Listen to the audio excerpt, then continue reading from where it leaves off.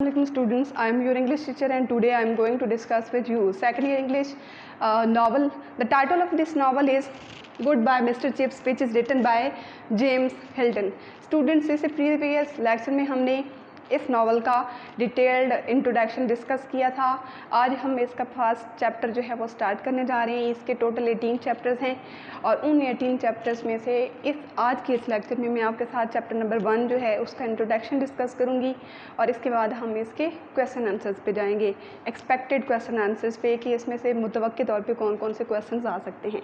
तो हम स्टार्ट लेते हैं कि राइटर हमारे साथ ऑथर चिपिंग मीन्स जिनका निक नेम मिस्टर चिप्स है उनके बारे में कौन सी डिटेल्स शेयर करते हैं हमारे साथ।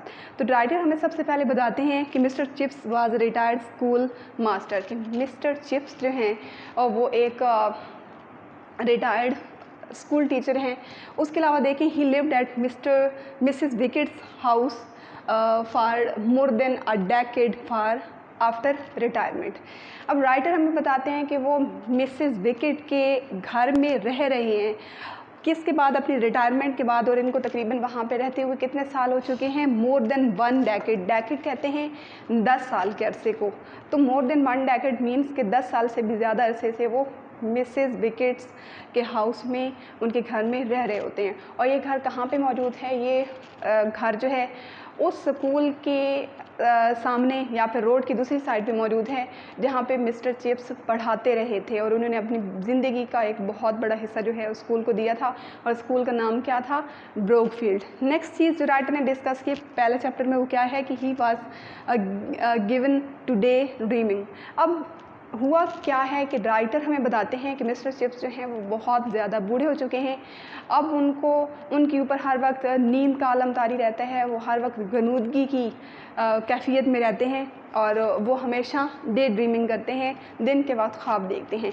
इसका मतलब ये नहीं कि वो कुछ ख्याली पुलाव पकाते रहते थे या फिर ऐसा वैसा कुछ, बल्कि इसका मतलब ये है कि मिस्टर चिप्स जो हैं वो अपनी जवानी की यादें, अपने बचपन से लेकर अपने बुढ़ापे तक की सारी यादें जो हैं वहाँ पे बैठ के याद करते हैं, अपने गुजरे दिनों को बहुत ज़्यादा मिस करते हैं।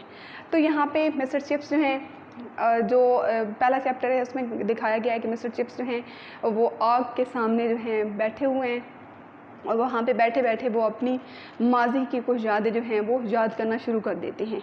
और फिर वो याद करते हैं, यहाँ पे राइटर हमें बताते हैं कि ही वॉज बॉर्न इन 1848, कि वो 1848 में पैदा हुए और ही वॉज अ चाइल्ड, ये वो बच्चे थे जस्ट बिगनिंग टू वॉक, जिसने अभी चलना ही शुरू किया था। व्हेन ही वाज टेकन, जब उसे ले जाया गया टू ग्रेट एग्जीबिशन, एक बहुत बड़ी एग्जीबिशन में।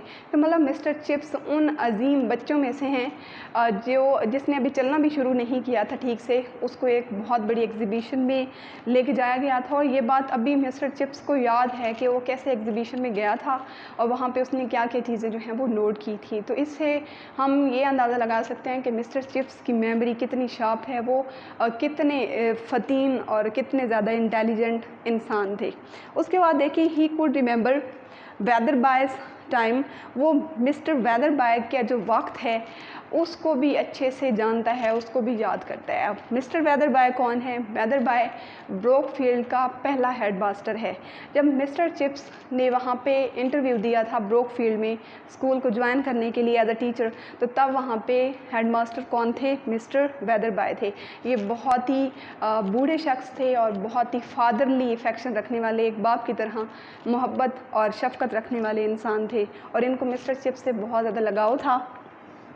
इसके अलावा वो कह रहे हैं कि he was a 22 years old when he came to Brookfield. Mister Chips जब ब्रोकफील्ड में आए थे तो उनकी एज कितनी थी?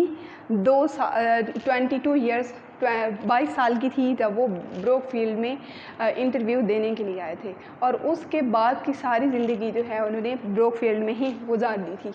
उसके बाद देखिए he had served for a year at Melbury before this, लेकिन इससे पहले एक और स्कूल में भी वो 1 साल गुजार चुके थे और स्कूल का नाम क्या है? मेलबरी। लेकिन वहाँ पे वो स्कूल जो है उनको पहले ही पसंद नहीं था, क्योंकि वहाँ पे उनका काफ़ी मजाक उड़ाया जाता था। तो 1 साल वहाँ पे काम करने के बाद उन्होंने उस स्कूल को छोड़ दिया और फिर इसके बाद ब्रोकफील्ड स्कूल जो है वहाँ पे इंटरव्यू देने के लिए आए। तो जब वो इंटरव्यू देने के लिए वहाँ पे आए तो उनकी मुलाकात जो है वो किससे हुई थी? मिस्टर वेदरबाय से हुई थी, जो कि वहाँ के हेडमास्टर थे। He could remember the day of his preliminary interview with mister Wetherby and his advice. वो अच्छे से याद है उनको वो दिन जिस दिन उन्होंने मिस्टर वेदरबाय को इंटरव्यू दिया था ब्रोकफील्ड स्कूल में ज्वाइनिंग के लिए, और इसके अलावा मिस्टर वेदरबाय ने जो मिस्टर चिप्स को एडवाइस की थी वो भी उनको बिल्कुल अच्छी तरह से याद है। और अब मिस्टर चिप्स जो हैं बैठे हुए सोच रहे हैं और वो ये याद कर रहे हैं कि जिस दिन उनका इंटरव्यू था वो जुलाई का दिन था और बहुत ही खुशगवार मौसम था। हवा जो है उसमें फूलों की खुशबू थी और बहुत ही अच्छे मौसम में मैं इंटरव्यू देने के लिए आया और मेरा मिस्टर वेदरबाय ने इंटरव्यू लिया और उन्होंने एज अ टीचर मुझे ब्रोकफील्ड में सेलेक्ट कर लिया। और फिर उन्होंने मुझसे कहा कि जो मेलबरी स्कूल है वहाँ पे आपका मजाक उड़ाया जाता था, आपको सीरियस नहीं लिया जाता था। तो मिस्टर चिप्स ने कहा कि वाकई यस सर ऐसा ही है। तो मिस्टर वेदरबाय जो हैं इस पॉइंट के ऊपर मिस्टर चिप्स को नसीहत की कि अगर आप मेरी बात का बुरा ना माने तो आप एक नौजवान शख्स हैं और आप शुरू से ही अगर सख्ती नहीं बरतेंगे स्टूडेंट्स के साथ तो ये भी आपका मजाक उड़ाएंगे और आप बिल्कुल भी अपनी जो मकाम है स्कूल में नहीं बना पाएंगे। तो आप शुरू दिन से ही उनके साथ हार्डनेस रखिए, थोड़ी सी सख्ती का मुजाहरा करें स्टूडेंट्स के साथ। तो मिस्टर चिप्स ने उनकी एडवाइस को पल्ले बांध लिया उस दिन के बाद और उसको फिर फॉलो भी किया था। He couldn't forget his first tremendous ordeal of taking the class.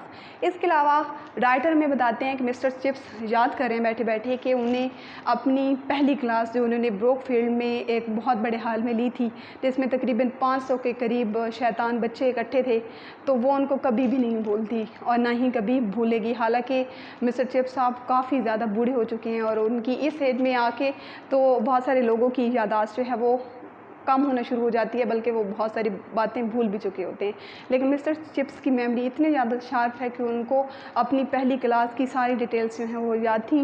वो याद करते हैं कि हुआ कुछ यूँ कि जब मिस्टर चिप्स हॉल में एंटर हुए तो सारे बच्चे जो हैं उनको शिकार बनाने के लिए तैयार बैठे थे। जैसा कि तब का बहुत स्टूडेंट्स का फेवरेट काम होता है नए टीचर को फूल बनाना, बेवकूफ़ बनाना।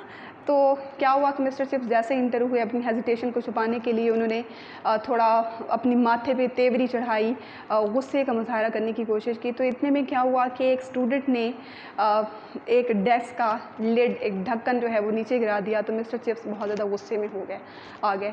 तो उन्होंने पीछे 5वीं रो में बैठे हुए एक स्टूडेंट से कहा कि तुम सुर्ख बालों वाले, तुम्हारा नाम क्या है? तो उस स्टूडेंट ने जवाब दिया मेरा नाम कॉले है।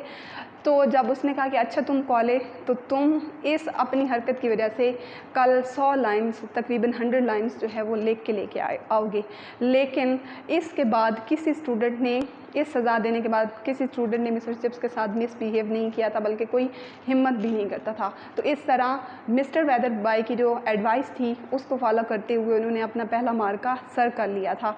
अब किसी में इतनी हिम्मत नहीं थी कि मिस्टर चिप्स को मजाक उनका बना सके या फिर उनकी लेग पुलिंग कर सके।